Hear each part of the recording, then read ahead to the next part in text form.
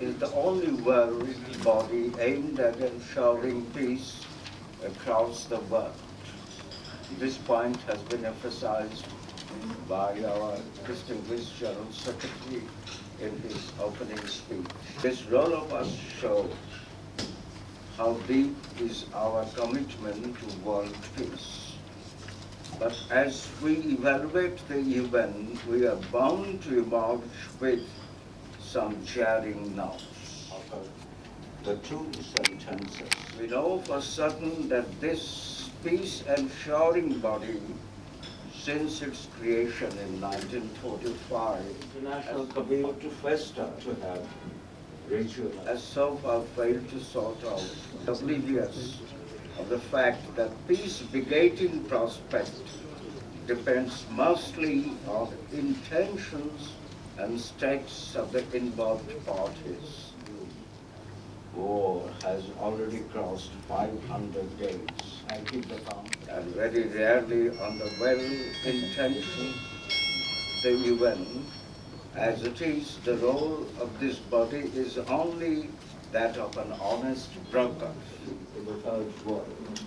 Thirdly, there has been in the recent past some military muscle flexing, which appears the event is hamstrung by the big powers' role to act with their interests and stakes uppermost in their minds, which invariably work at cross purposes with peace. This world body, however well-intentioned, is merely a pawn in the hands of the big and dominating powers. In the process now, it is in the process internationally, democracy becomes a catchword. Democracy is not simply rule of the majority. In tandem, it is a rule reflecting the intentions of the majority. In its doings, the event thus does not and cannot act democratically. We are bound to argue that the event needs revamping and restructuring in keeping with the democratic ethos writ large across the world. Ladies and gentlemen, now Israel has been provoked, has blockaded by stopping now.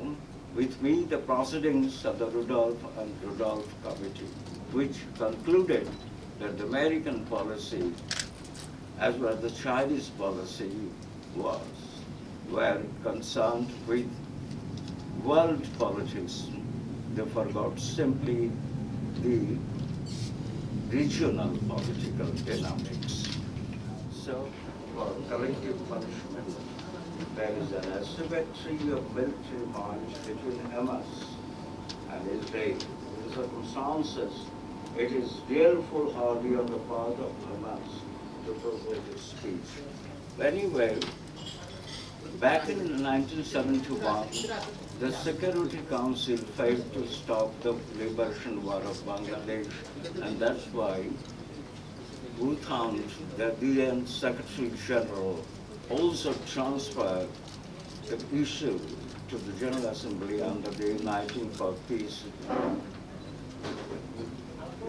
provision. But ultimately, it came to nothing. On 16th of December, Pakistan occupation army surrendered, and the war ended there.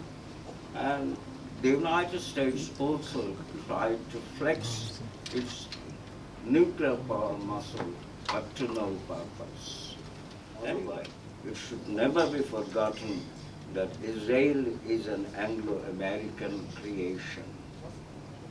Ladies and gentlemen, with these words, let me sum up my points here. Gaetano Salvemini, the famous Italian historian, evaluated the League of Nations, the predecessor of the United Nations, as a legitimate aspiration. To bring this world into existence, several key principles and actions are essentials. Global cooperation is imperative. to materialize the aspiration of the international community, there should be a holistic approach to address the most pressing challenges like climate change, inequalities, and promotion of human rights in an objective manner as an honest broker, as our distinguished speaker has rightly mentioned. A shared commitment to these values and a willingness to confront challenges head-on will be instrumental in achieving a world where freedom, equality, and justice will prevail. প্রবন্ধ থাকা উচিত ছিল আমাদের মুক্তিযুদ্ধের সময়কার কথা বলেছে এবং শেষে যা বলেছে সারা পৃথিবীর সাধারণ মানুষের আকাঙ্ক্ষাই হচ্ছে যে একটি কার্যকর জাতিসংঘ। এই জন্য তাকে ধন্যবাদ দিই। আমার প্রবন্ধে থাকা উচিত ছিল যে 1979-23 আগস্ট বাংলাদেশ চুক্তি সই করেছে, তাতে বাংলাদেশ কোনোদিন পারমাণবিক অস্ত্র তৈরি করবে না, এই কথাটা বলেছে। Eschewed its right to produce any nuclear weapons. এটা থাকা উচিত ছিল আমার প্রবন্ধে, আমি পরে যোগ করব।